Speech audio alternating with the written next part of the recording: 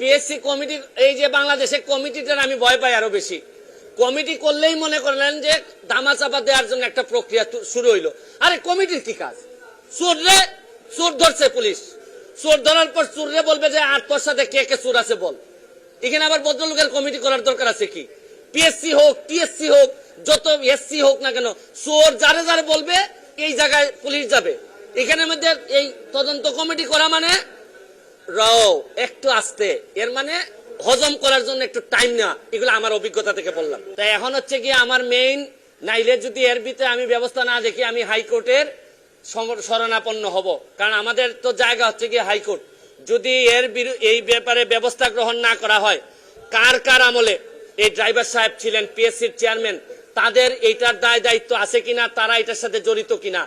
এরপর হচ্ছে গিয়ে এই প্রশ্নপত্র ফাঁসের ঘটনায় কারা কারা অবৈধ সন্তান হিসাবে প্রশাসনে জন্মগ্রহণ করছেন এবং জন্মগ্রহণ করে এখন বিভিন্নভাবে দলীয় তকমা লাগাইয়া ভালো ভালো অবস্থানে আছেন, এইটা আনতে হবে।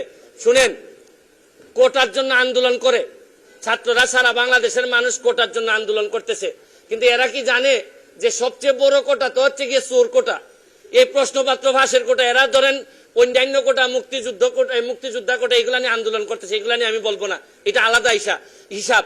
কিন্তু জানে না, এরা যদি জানতো 6000 mAh battery, one and only Power Master Next G N73, যে সবচেয়ে বড় চোর দুর্নীতিবাজ কোটাটা হচ্ছে গিয়ে বাংলাদেশের বড় কোটা।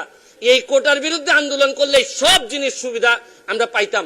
কিন্তু এটা আমি পরে হয়তো আরেকদিন বলবো। তবে এখন আমার বক্তব্য হচ্ছে স্পষ্ট, এদের বিরুদ্ধে কারা কারা প্রশাসনে আছেন তাদেরকে বের করে তাদেরকে আইনের আওতায় নিয়ে আসা হবে, নাইলে এই দায় সারা জীবন বাংলাদেশের বয়ে বেড়াতে হবে।